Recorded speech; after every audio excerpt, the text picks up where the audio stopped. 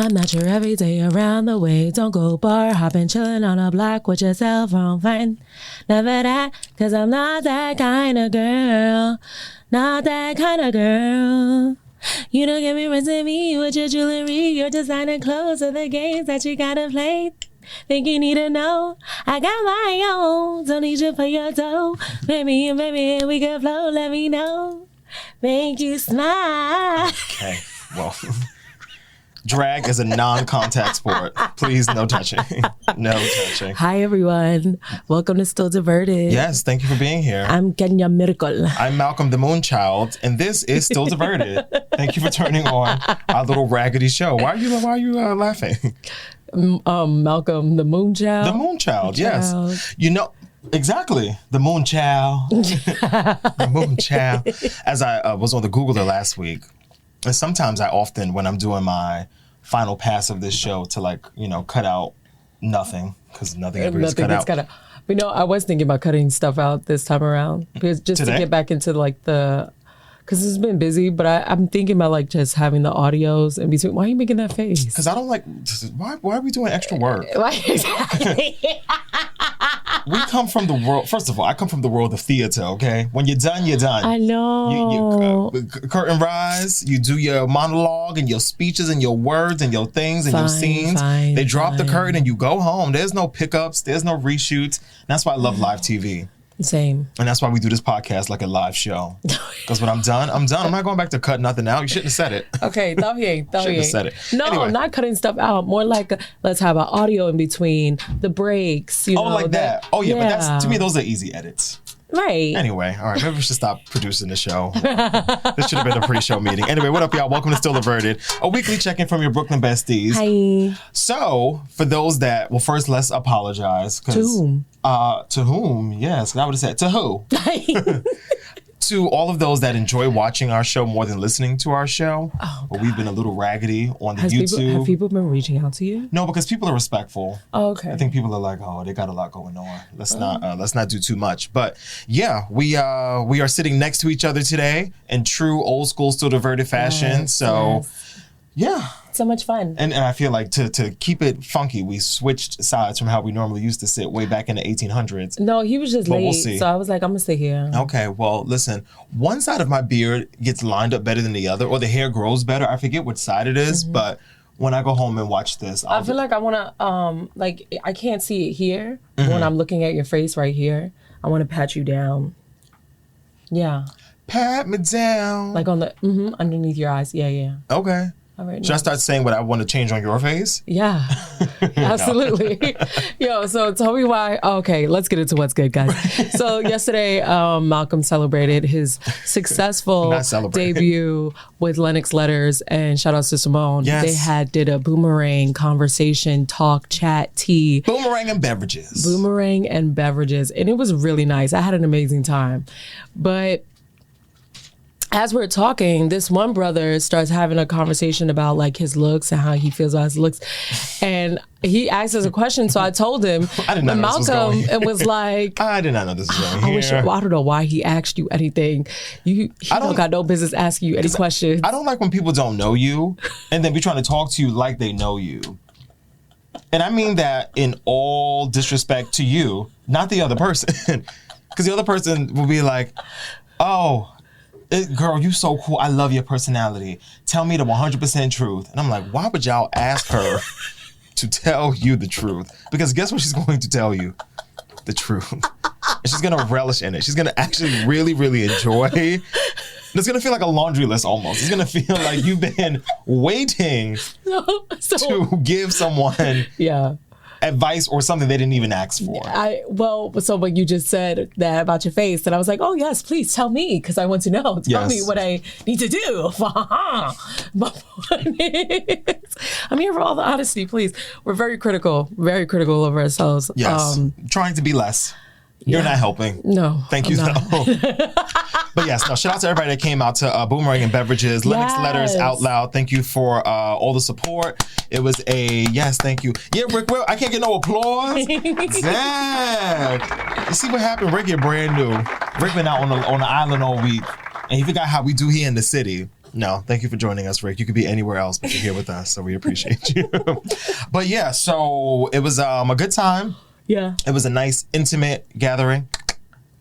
Intimate is the word we're going to go with. But no, it was cool. I feel like this was a beta version of what we would like to continue to do. Shout out to Ayana, who got the special gift, which was Brandy's book, Phases. Yes. The New York Times bestseller. Because I feel like Oprah, when I give gifts, and I say, if I love something, I have to get this for you. I have to get this for you. You all are going to love this new book. Yes. That really has how Oprah be sounding. Yeah, I used to exactly. listen to Super Soul Sunday a lot. Yeah, Super Soul Sunday. Yeah. We know you. Randomly, I saw an interview with Deborah Wilson, who used to play Oprah on Mad TV. Yes. And watching Mad TV. right, and she was saying how basically like, Oprah, you take yourself too seriously. And I said, you know what? Oh, you kind of do. I feel like Oprah's life would be a little bit more fun if she didn't take everything so seriously. You think she's serious? I think Oprah doesn't know how to take a joke. She's a Capricorn. She's an Aquarius. She's an Aquarius. She's an Aquarius. Really? Yeah, I always think she's a Capricorn too. But yes, Oprah is an Aquarius. So I'm gonna look up her chart. And not the residential Aquarian in the room. Right. Hello to our executive producer. Oprah's. That's not how you spell her name. Oprah Winfrey birth chart. But yeah, in the meantime, Yeah, so- segue into Brandy, Yes, let's because get I into- really wanted to talk about that. Oh, you know what? Yeah, so I did finish the Brandy book. I wasn't really prepared to talk about this today, but I'll segue from one thing to the other. So, yes, pretty good things. I'm trying to think what I got to less about you. What's the last thing we talked about together?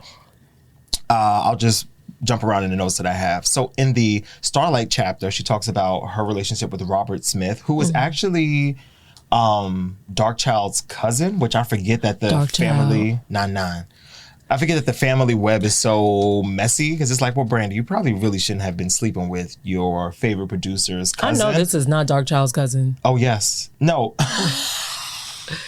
Look up Darkchild. That's mad funny. I think his name was like Big. Yeah, Big Bird. That's Okay, him. Big Bird. Oh, you're funny. But yeah, so yeah. If you look at Robert Smith, you'll see what I saw just now, y'all. Frightening. It looked like Marilyn Manson. Exactly. But yeah, she talks about getting pregnant but not technically marrying Robert, even though they said that they were married. She didn't talk about that MTV reality show, which I was kind of looking forward to hearing about. Remember when they did that special deliveries thing she did? Yeah, but they didn't talk about that. Of course, mother is mentioned in the book. I said, now how long is it going to take for us to get to a Wendy Williams reference? And we got there, as Brandy said. As I sat in my New York City hotel room promoting Aphrodisiac, I heard a voice come through the radio of Wendy Williams confirming that Robert Smith was going to be calling in. No, he wouldn't. He can't. How could he? He's going to sit and talk with one of the most gossiping people of all time. It's not exactly what she said. But that's what it was given. More or less, that was the vibe. Yeah. But yeah, so, and if you're not familiar, Robert Smith went on Wendy's show years ago and basically outed that him and Brandy were not married. And that it was a scheme It was set a up spiritual union by Sonia Norwood, exactly, to keep Brandy's good girl image. And then Robert also confirmed that Brandy was just his jump off, which I don't believe is true. But Brandy does talk a lot about relationships in this book, and now it has me looking at Brandy like, okay, well, I know you in Aquarius, so I know how y'all give it up when love, emotions. They are consumed by their relationship. And so on it and so over it. Like, it moves so fast for them. So yeah.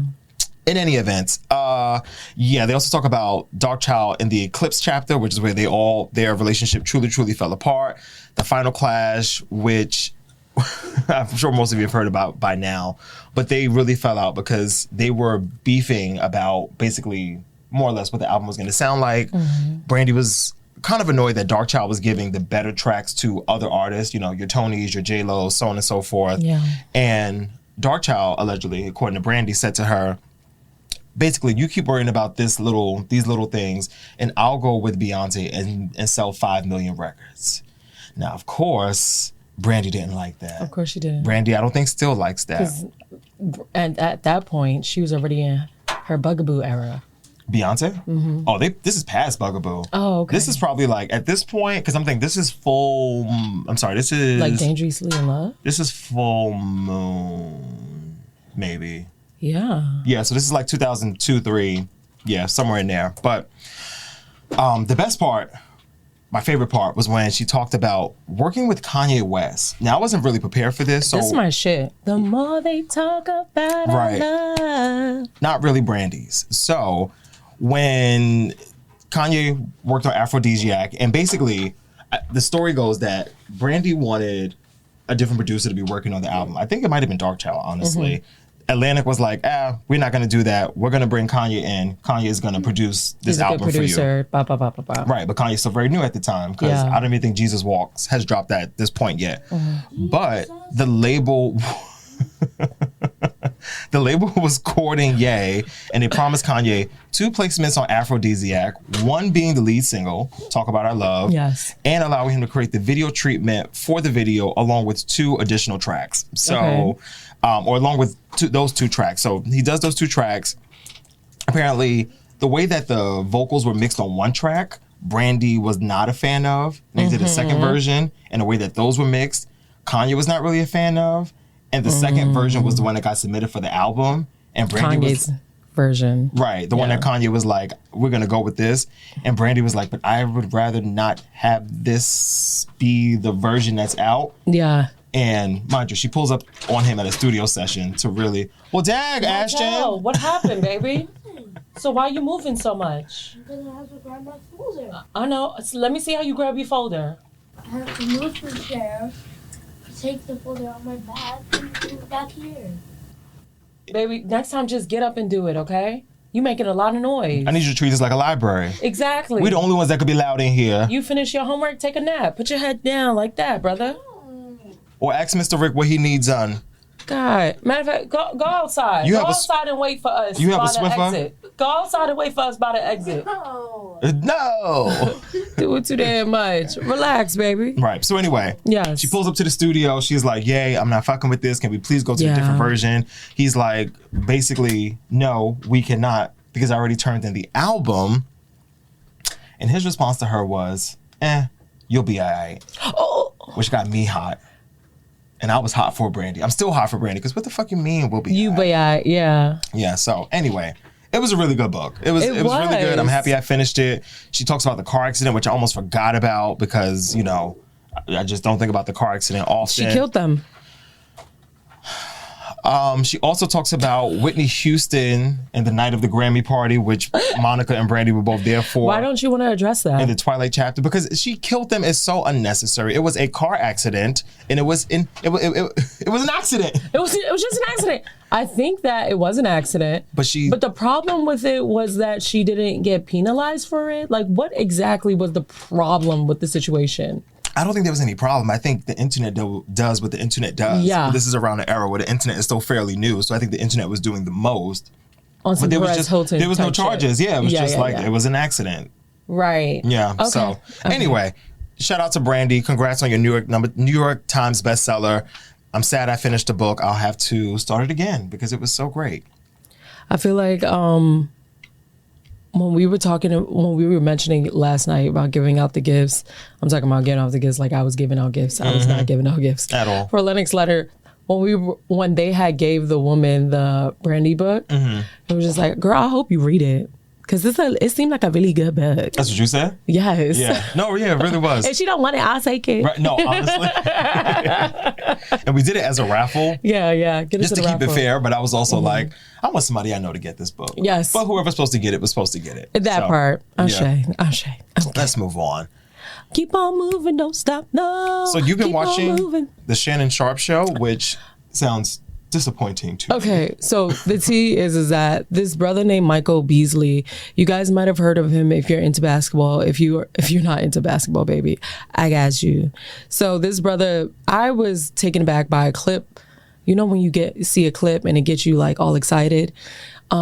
And excited was probably the wrong choice of words because it really is, he was just talking about depression and how sad he was and how at one point you could tell that he wanted to cry and he probably was crying, but he couldn't really get it out. And he looks over to Shannon Sharp and he goes, if you see me crying, just act like you don't notice.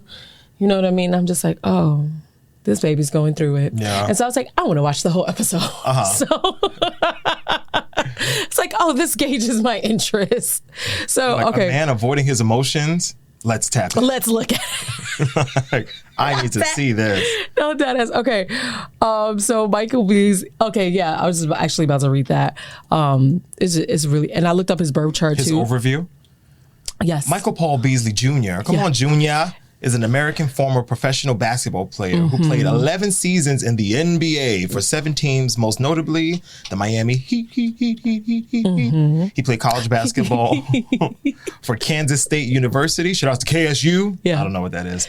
And for 1 year before declaring the, for 1 year before declaring 1 year before declaring for the NBA draft in 2008. See, this is why you can't let Google tell you nothing, because this don't make no damn sense. Well, this is not English. What I wanted to get at was that Yeah. I thought the interview was really interesting, especially for a lot of hood niggas, because when you are growing up in an era where you are like 6'1", you're probably the only person 6'1" in the 5th grade or the 6th grade, and you come from a certain background where it's not like academics are important, or like having a strong educational drive is what's priority here. People are just trying to feed their kids, you know what I mean?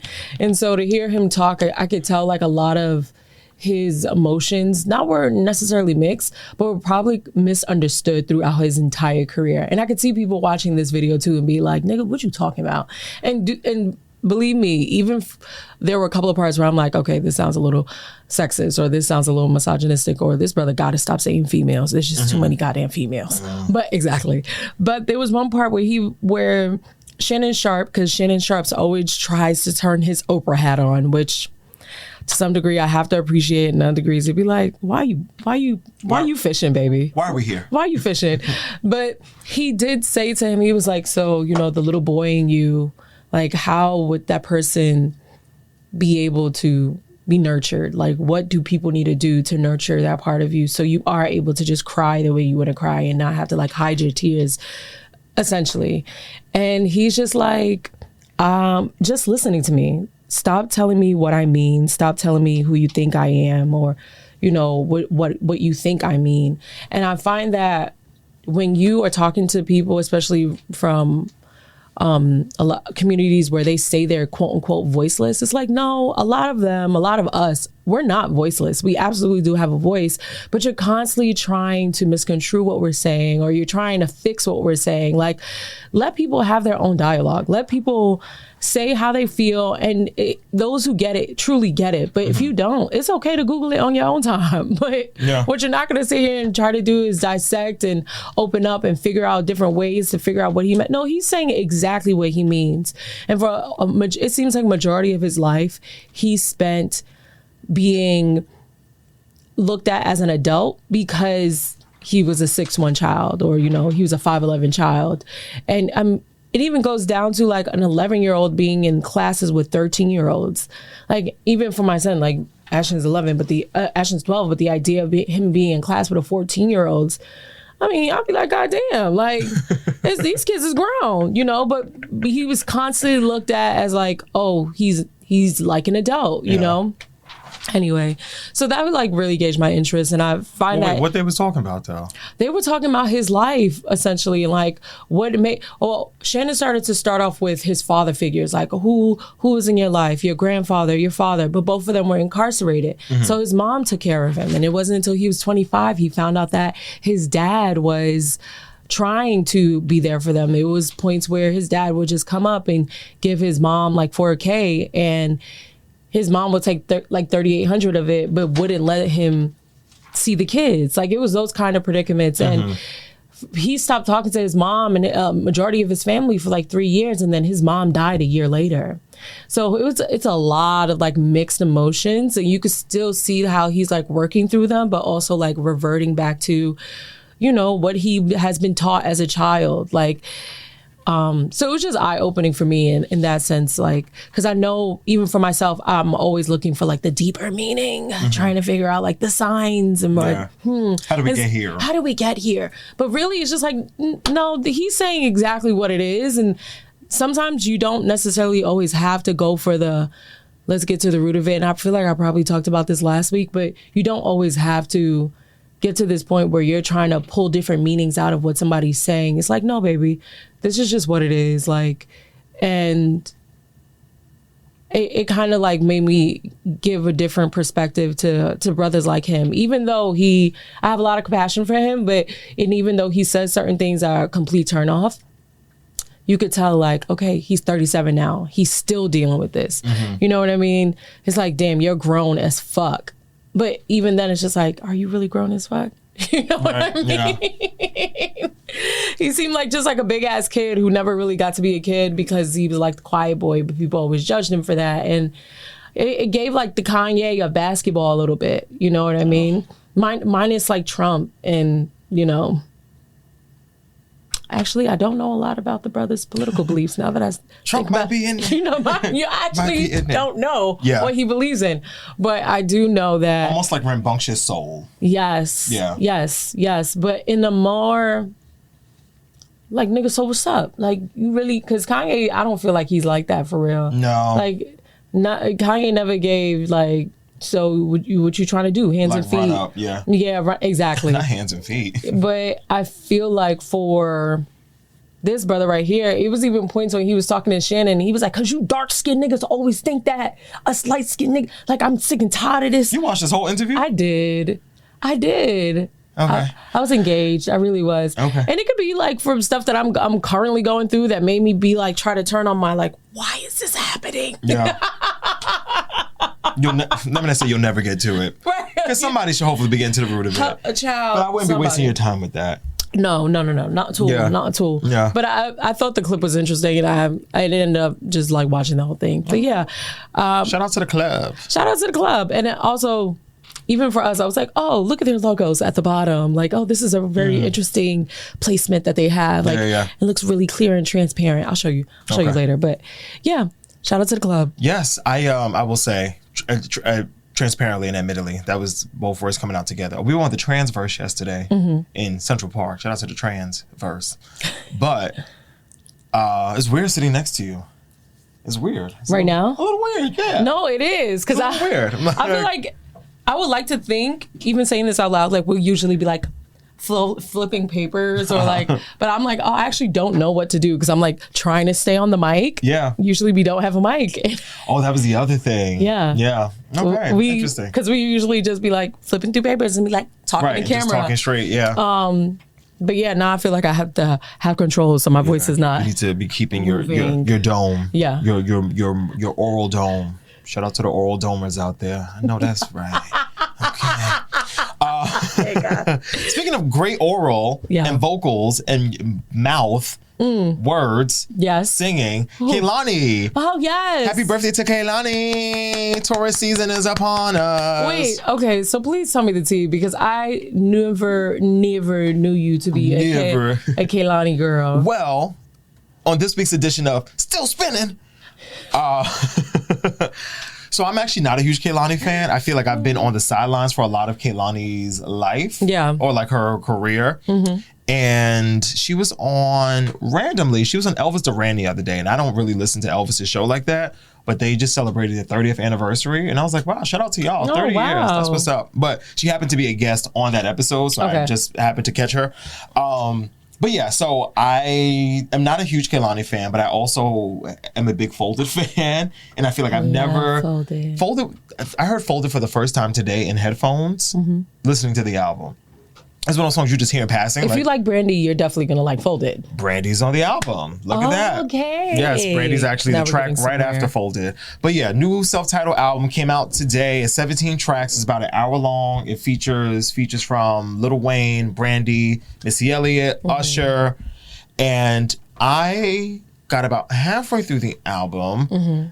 My favorite tracks right now, No Such Thing, featuring Clips. So good. Clips? Yep. Another Lover, featuring Lil Wayne. There's a song called Ooh. That's not how it's pronounced, but that's how I'm going to say it. Got Missy Elliott? Okay, yeah. Back Maybe and forth, I do got to listen Shoulda to this Never. album. It's really good. And shout out to, on the song Ooh, it gives a little Janet sex interlude. You know how Janet used to be moaning and groaning on tracks, and very Taurus of her. But yeah, there's a great guitar solo. Shout out to Eric Walls. And as I heard it, I was like, who the fuck is on this guitar? Like, it's who's on this guitar? It's really giving at the end of the Cheetah Girls with in Barcelona. No. In New York City when Toto was stuck in the ground. Oh yeah. Right. Okay, when they came out from the talent show, Chaos, area, yeah. Sonic Chaos. Yes. Shout out to my DCOM The memory things kicking you remember in. really You know, kill me.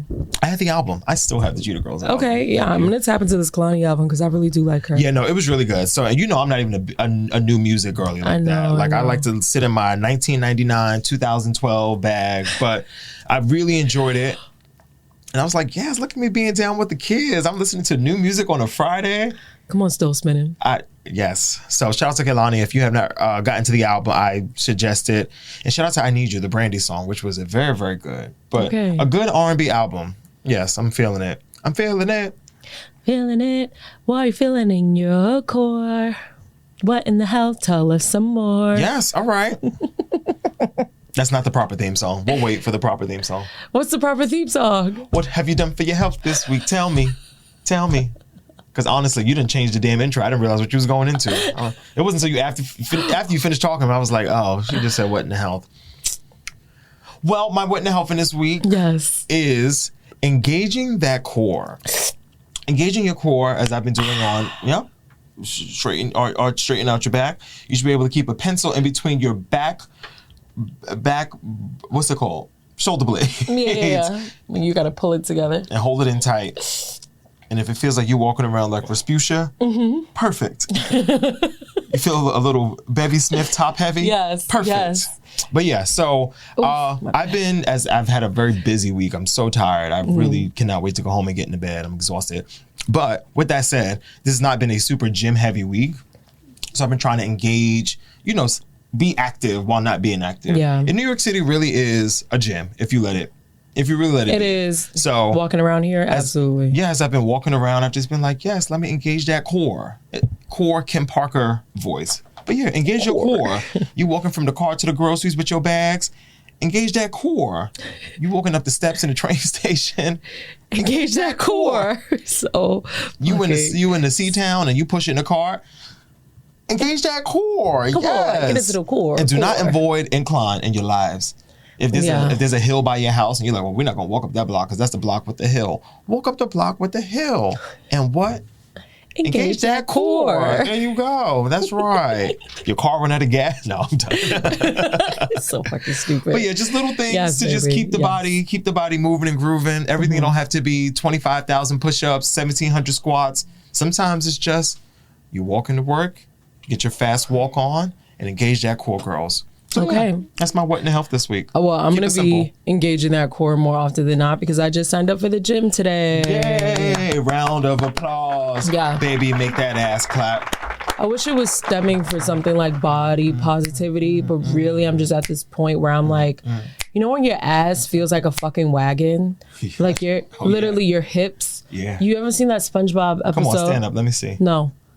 You ever seen that SpongeBob episode? No. SpongeBob episode. The SpongeBob episode where he eats a shit ton of Krabby Patties and it all goes to his hips. And it's just like, SpongeBob, why you ate all that? And now his he looked like he got cellulite on his thighs. I don't know what this is. I'm about to look it up. Yeah. Eats Krabby Patties. I Google SpongeBob fat Krabby. Yep. Oh, Squidward. Oh, it was Squidward. Oh, I actually do remember this. But you see? Yeah. That's how I feel every day. That's good. No, that's... Like, bow, da, bow, bow, da, da, da, no, ma'am. bow, bow, no, da, da, bow, no, ma'am. It's like... It can't clap if it ain't stacked. And truly, I know when my menstrual cycle is coming because my body everything starts to feel heavier. My chest feels like I have a bunch of bricks sitting on them, and then my stomach is giving 8 months pregnant. And we could say cortisol, bloated, blam, blam, blam. But no, it's time for me to go to the gym because I cannot live this life anymore. Okay. So I signed up this morning. I did one of those commitment memberships. You did like a chain gym or like a boutique?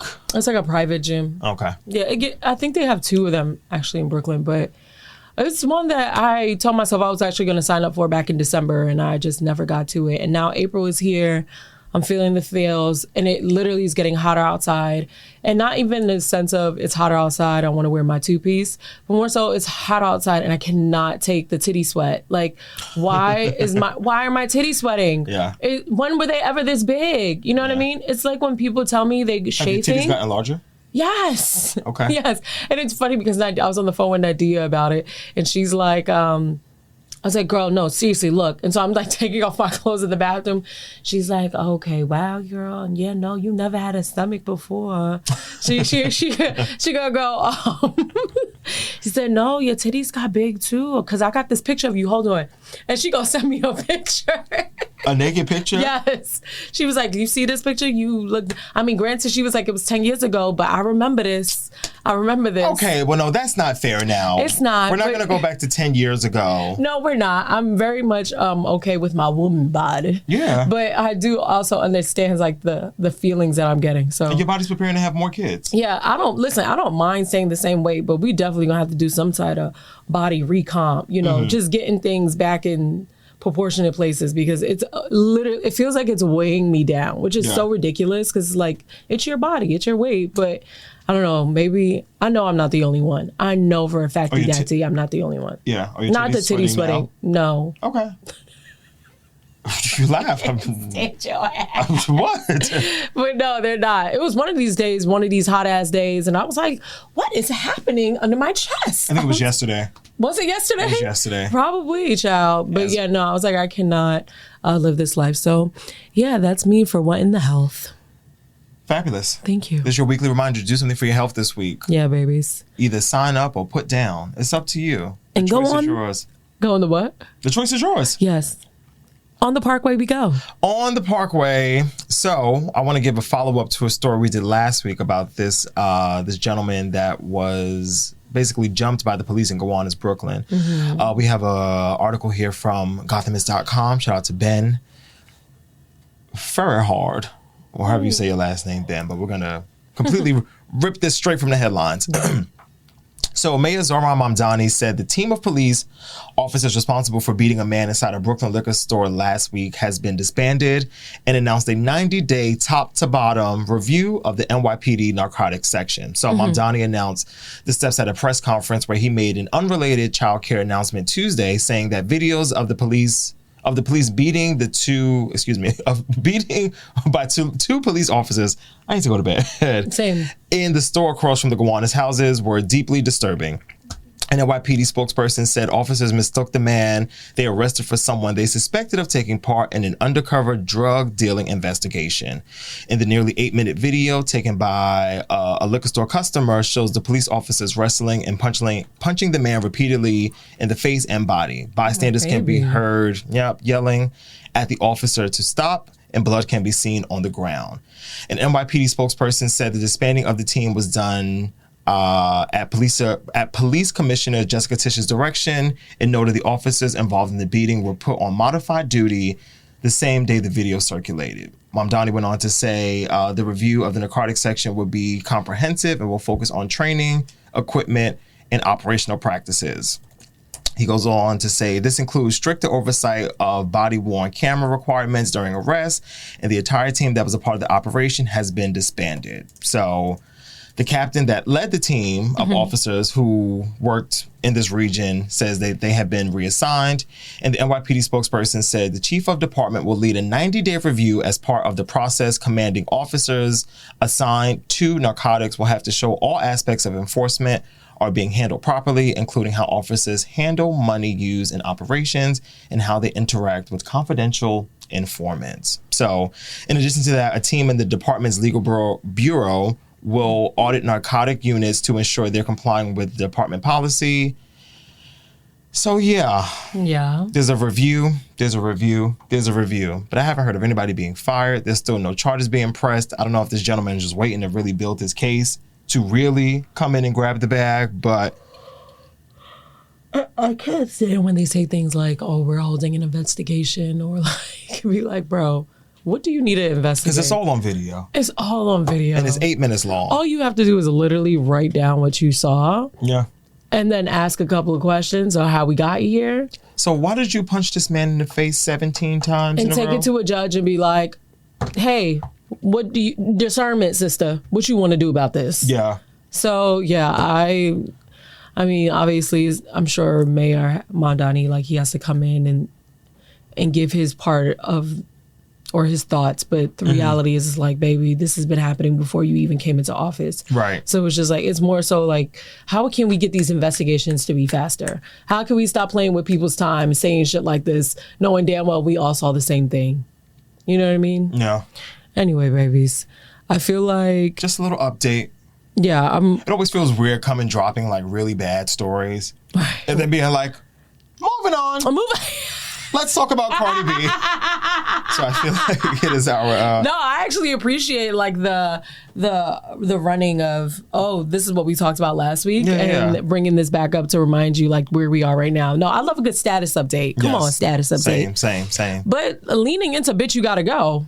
Because the girls gotta go. Who gotta go for you? So it's going back to parents. So listening to, again, back to Shannon Shards and Michael Beasley, there's a lot of things that brother was saying, but in regards to, it was something he said as far as like different era, different rules. And he was talking about basketball and like how people would compare different players and how they would compare like at one point people did not allow 3-point shooting, right? Like you couldn't do those free throws, that kind of thing from a certain area in the line.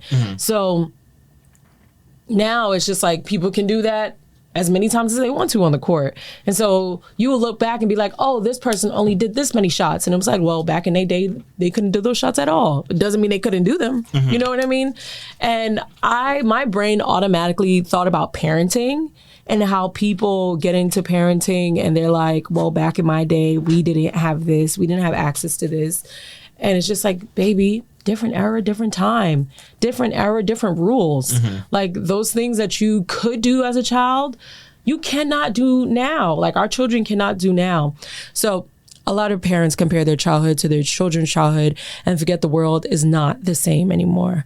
What was normal back then does not mean it's healthy, safe, or emotionally supportive. So children today are growing up with different pressures, different access, different dangers, and different emotional needs. So instead of saying, when I was your age, I had it harder, maybe the better question is, how can I understand the world my child is growing up in now?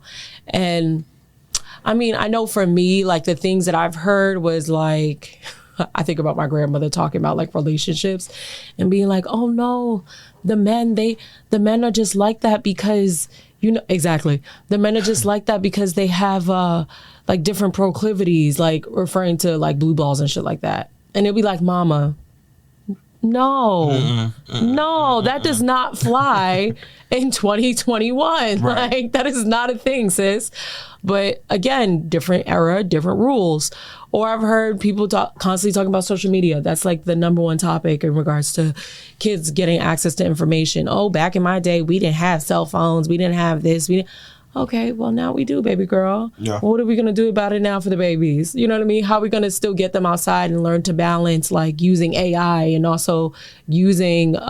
your brain. Their brains. Yeah. Like, there are literally doctors that have graduated through this year utilizing ChatGPT. Like, there has to be a balance. Which is scary. Oh my God, look, bedbug. Oh. Scary. Bedbug. Why you got that on the screen? You scaring me, Vic. Oh my God. Now I feel like we watching Maury's wildest video. Right. That was a crazy car accident. That car accident was insane. Anyway, but yeah, that was my thoughts. Do you have anything that your parents say? I mean, your parents are so good. Yeah. I feel like they don't really give us trouble. No. Yes. And they don't. They're like, whatever. I feel like they don't really be trying you high key. Shout out to the boomers. They're like, we're tired. We're too tired to be bothering you. Like you and I thought about this the other day randomly. I don't know why, but I was like, because my parents had me when they were 36 and 38.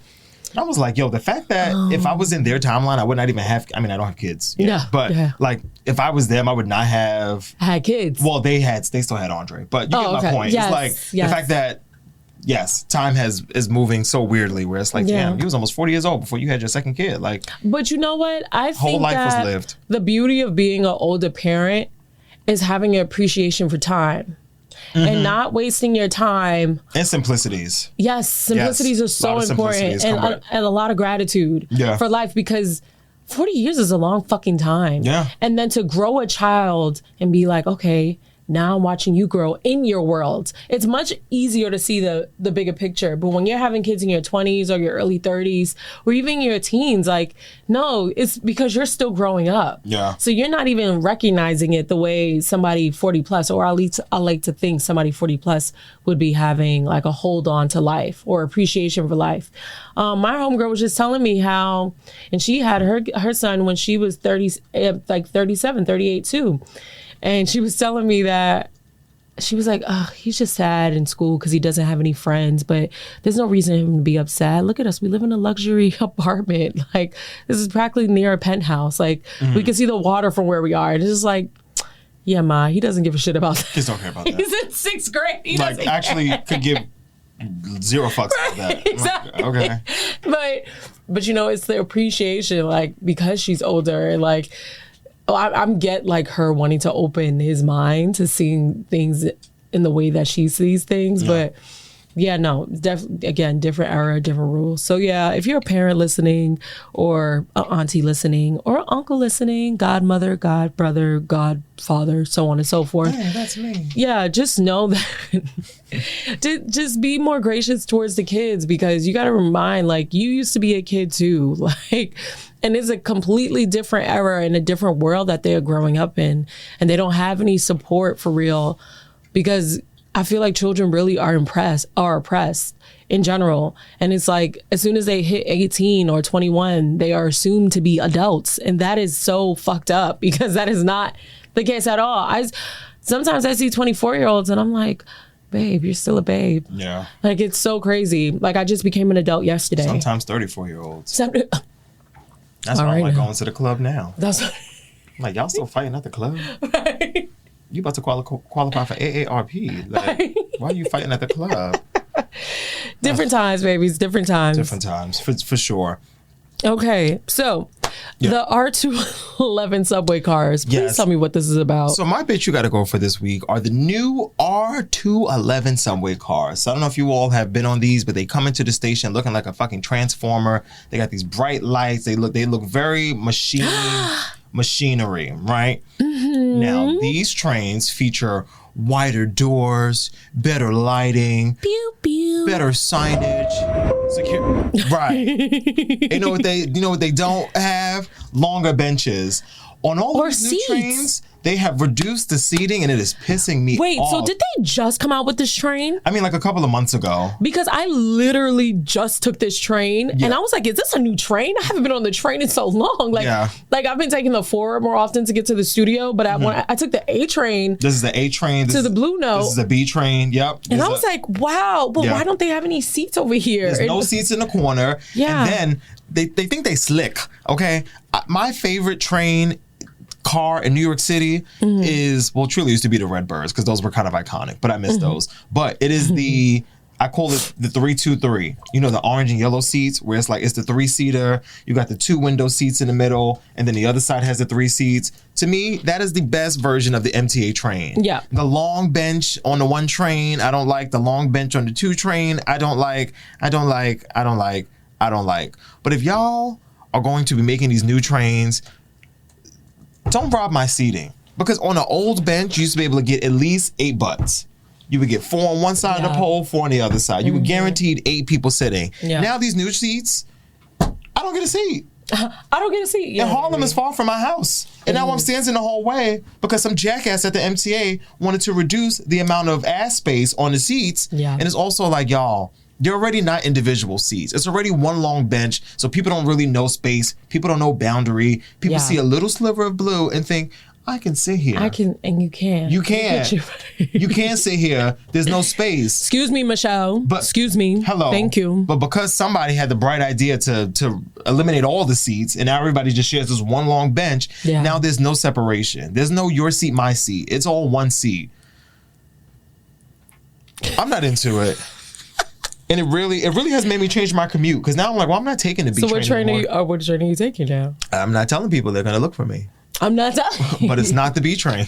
Because why the fuck would y'all reduce the amount of seats on the train? I'm not into it. I think it's to eliminate homeless people on the train, TBH. I mean, anytime they do something, it's They on the train regardless. I feel like anytime they do something as superficial as like removing certain things to make it look better, I'm like, y'all trying to get away poor people who are clearly homeless or living on the street.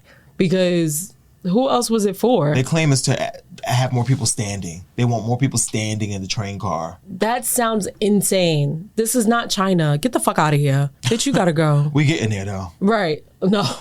Honestly, we need to be China with their good... What, you have something to say? I said, why? I thought you were going to say. What? Now we have to do edits. Can you please be quiet? Now we have to do edits. Jesus, praise him. What you got going on? I don't know. Bitch, you gotta go. Stop drinking that school milk. That school milk no good for you. Anyway. In any event, right. Look at our girl, Sade. Yes. Hey, Sha. I saw her earlier at the gym. This is a live, I didn't see her, sorry. I saw the news earlier at the gym. Yeah, shout out to Miss Benoit. Listen, Sade, if you listening, you know what I'm saying? Like, I'm in Brooklyn, but you know, if you ever want to link up, let's do it. Yeah. I'm down. Sade, tell us where we need to meet you. Apparently, Sade, for the record, for the update, Sade is not gay. As who was that? That was your aunt. Who called us messy? Somebody called us messy. We've been called worse, so it's okay. Not in India, yeah. Shout out to Auntie India. But I think she said she has a trans son or a queer son or something along those lines. Y'all are so silly. Yeah, but in any event, fine, Sade, don't be gay. We still would love to see you the last weekend in June. Pride is approaching. Pride for you and Imagine me. y'all, in June, we're going to be on the Pride trucks and we're going to be with Sade Better. You were so West Indian. What do you mean? A float? a Pride truck. This is not Eastern Parkway. It is called a float because it is a parade. But yeah, shout out to the trucks. Give me pride. Give me pride. Give me pride. Give me pride. Pride, pride, pride, pride, pride, pride, pride, pride, pride, pride, pride, pride. I want to see your pride. Batty boy. I want to see your pride in the air. Batty boy. Pride, pride, pride.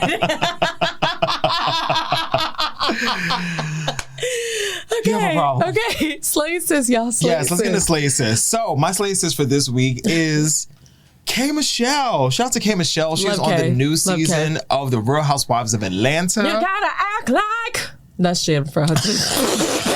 I'm sorry. That is Jennifer Hudson. Shout out to J. Hud. No, but I said the word. Somebody told me you was a singer. Somebody. How'd you get into singing? Like, okay. Did you see? Okay, sorry. Hold on really quickly. But did you see that clip of Jennifer Hudson going to turn around to fucking Michael Jackson's nephew talking about something? You know I did. So, you really Michael Jackson's nephew, huh? Yo, she gets me. Of all the shows that are disappearing from the daytime TV landscape this season, I can't believe that hers is still standing. It's just, you know, it's a reflection of our United States of America. No, truly, I think our intellectual level. Yes. Oh my God. Oh, you're going to send me down so many rabbit holes. Okay, Michelle, we're going to get back to you in a minute. So I listened to an interview with Norman. Remember Norman used to work at the Wendy show back in the day? So he did an interview. Yep. The black one. He did an interview with Michelle Collins, who used to be on The View way back in the day for like a season. But I love Michelle Collins. So anyway, he was on her podcast. And they were both talking about the state of daytime TV because she's from The View. He works at Sherry, Wendy, obviously, so on and so forth. So he was saying that the problem with daytime TV right now is that there's no North Star. And he was like, there is no direction. There is no direction. And even when it was Oprah of being like, here's the good and here's the bad and here's how you can be a good person. While that, I think, level of TV is not really needed right now because people are kind of past that happy free spirit of the 90s. There is no North Star. No. And it definitely is not Jennifer Hudson. Absolutely. Because she doesn't even know what the fuck direction is. She said, no, a star. A star is what I got on the Hollywood Walk of Fame. Let me ask you, have you ever been to space? Like, girl, what? What are you talking about? What are we talking about? No. Anyway, but Slay Sis to our good girl, yes, our good sister, K. Michelle. So what I appreciate about K on this season, I know you're not watching, but this season of Atlanta is, who's on the cast? You have Portia, Phaedra, Shamia, who was Portia's friend. I don't know if you remember her from back in the day. You have Kelly, whose restaurant has closed down. I thought it was still open, but apparently Kelly's Chicken and Waffle Shack is no more, which is disappointing to me because I wanted to try her chicken and waffles, honestly. Who else is on the show? Cynthia Bailey's on as a friend. K. Michelle is there. And Angela Oakley. I think that's everybody. I think I had all the girls. But in any event, it's a pretty good season. It just started a couple weeks ago. It's a season, I believe, 17 or 18 for Atlanta. So the girls are getting up there. But I'm just enjoying K. Michelle. I feel like she is someone that gets reality TV, obviously, because she did Love and Hip Hop for all those years. Yeah. For a long time, there used to be a lot of energy in the Bravo world of not having people from other franchises appear on their show.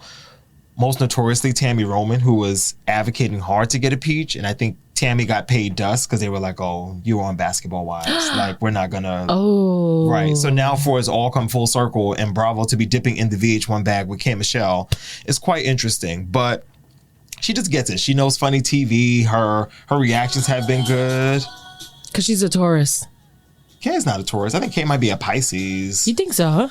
Yeah, she's not a Taurus though. She gives Taurus to me. But you just made it up. You just made up that she was a Taurus. No, you're right though. She is a Pisces. Pisces, yeah. But very good addition to the cast. Andy, good job.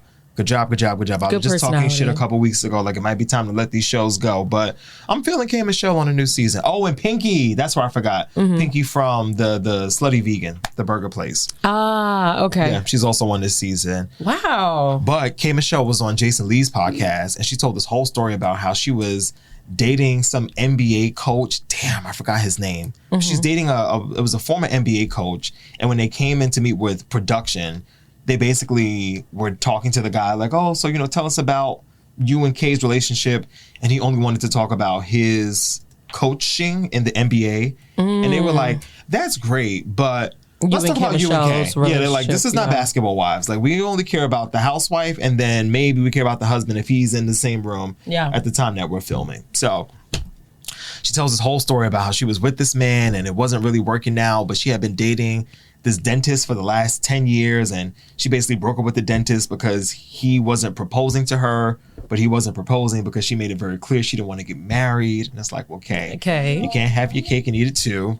Right. But she...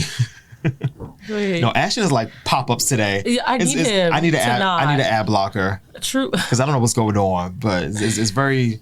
distracting. Go IEP, ahead. yes. So say all that to say, Yeah. she meets with production. They like, all right, we're gonna move forward. We're gonna, do this show with you. Yeah. Fast forward, K. Michelle breaks up with this other guy. She marries her boyfriend of the last 10 years, this dentist, and now she brings this man to the next production meeting for Housewives. And they walk in the room and she's like, all right, this is my new husband. And they're looking like, huh? Like, what are you talking about? And she's like, no, this is my husband. Like, this is who I'm married to now. And they were like, but the guy you were with, he was going to propose to you and on the show. And she was like, no, if y'all want my real life, this is my real life. And my real life is right now is that I've left this man and this is my new husband. And I said, this is the kind of chaos that we need on reality TV. Yeah. No fake storylines, no accusing somebody of sleeping or trying to date rape somebody because you don't want to be friends with them no more, Phaedra Parks. None of that. Just real good, classic, messy, authentic Housewives TV. Yes. So shout out to K. Michelle. Shout out to the new season of Real Housewives of Atlanta. I'm feeling it. I haven't gotten into Real Housewives at all. Yeah. But truly... Our commitment to not leaning off these mics is crazy. No, it's really like... We're about to get a divorce. You're going to have to go sit on the other side of the table next week. But we're trying. Yeah, because I'm definitely going to have to find... You know what it is? Okay, let me see, baby. I think we have to get used to not looking at each other. Yeah. Yeah. You really got to be like da-da-da-da. And I just have to like maybe a couple of times look at you. But if we're going to be sitting this way... Oh, you know what we can do? I know what we'll do. Rick, next week, I think we need to move this monitor all the way over so that it just kind of pokes out so that we can see without seeing. You know what I'm saying? Yeah, because I find myself... I don't ever look at the monitor, but because it's right in front of me... When I feel like I have to. And I'm like... Yeah. Hey, girl. Hey, girl. And then just hearing you talk, I'm like, I want to give you all my attention, but I'm like, wait, I can't do that. I need to be looking here. Yeah. No, I feel like the monitor will help with that. Okay. Thanks as we figure out these kinks. Anyway, yes. Anyway, Real Housewives of Atlanta, it seems like a great show. I only watch it when I'm at Asha's and Malcolm's because they are usually playing something on the TV. And even that doesn't count because that's when we be like in the Housewives bag. Watch a rewind. We'd be like, oh, let's watch Pillow Talk. Right. Let's watch. Yeah. You got businesses, Candy. You got businesses. But I'm feeling it. Oh, God. What are you, tired? Sorry, babies. All right. Well, listen. I am. Well, then we can go because I'm tired too. Niggas want me to go to the club tonight. Lamar talking about this was your idea. Yeah, I know when we made the plans 2 weeks ago, but now I'm tired. But Lamar whatever. be having you outside, child. All right, babies. Thank you so much for watching this. Yes. Listening to the show. Rick bought patties. Rick, what kind of patties are these? It's jerk, beef, and Jerk beef and jerk is his own one. like a jerk, beef. like a jerk chicken one, right?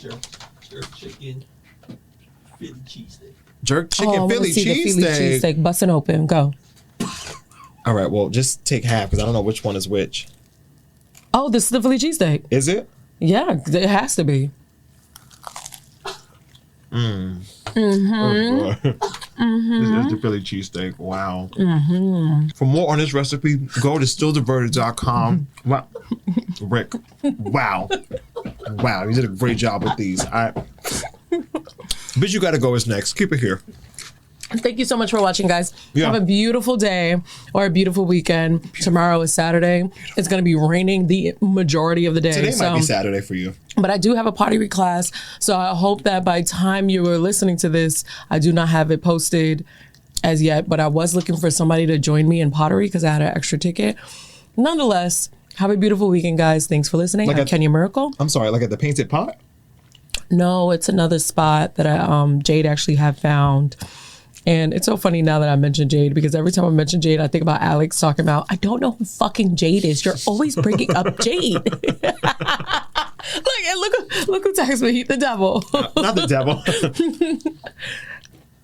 Oh, he's at he's watching a show. Alex, what show you at? He went to see the Titanic. Titanic. Anyway, all right, y'all. Well, yes, have a fabulous weekend. Pull up to the Painted Pot or pull up to the pot, paint it, whatever you want to do. No. Whatever you got to do, it's up to you. All right, love you for listening. We will talk to y'all. Oh, wow. What? Lighting looks really good in here. Yeah. All right, we'll talk to y'all next week. Bye. Ciao.